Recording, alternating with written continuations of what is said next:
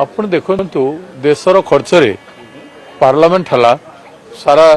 ଦେଶର member parliament ମାନେ ଆସିଲେ ଏବଂ ଆଜି ପ୍ରତ୍ୟେକ ରାଜ୍ୟରେ ବିଧାନସଭାରେ ଏସବୁ ହେଉଛି କୋଉଥିପାଇଁ ହେଉଛି the reason should be clear 2023ରେ ବିଲ୍ ପାସ୍ ହେଇକି ଓମେନ୍ ରିଜର୍ଭେସନ୍ ତାପରେ ଲାଗୁ ଏନି ମୁଭମେଣ୍ଟରେ କରିବା କଥା ତାକୁ କରାଗଲାନି ଏ ପର୍ଯ୍ୟନ୍ତ ଡିଲିମିଟେସନକୁ ଅଣାଗଲା ଜନଗଣନାକୁ ଅଣାଗଲା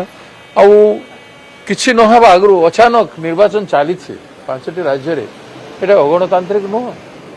ଏଇଟା ନିର୍ବାଚନର ଆଚାର ସଂହିତା ବିରୋଧୀ ନୁହଁ ସେ ସବୁ ଜିନିଷ କରିକିରି ବର୍ତ୍ତମାନ କ'ଣ କହିବା ପାଇଁ ଚାହୁଁଛ ତମର ତ 2/3 ନଥିଲା ସଂଖ୍ୟା ନଥିଲା କାହିଁକି କଲ ଆଜି ସବୁ କରିକି କେବଳ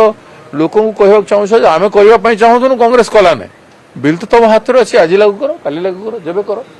ତେଣୁ ଯେଉଁ ପ୍ରହସନ କରୁଛନ୍ତି ତାର ବିରୁଦ୍ଧରେ କଂଗ୍ରେସର ମହିଳା କଂଗ୍ରେସର ରାଲି ରଖାଯାଇଛି ସେଠି ହେବେ ଆମ ବିଧାୟକମାନେ ଏଠୁ ଯାଇ ସେଠି ମଧ୍ୟ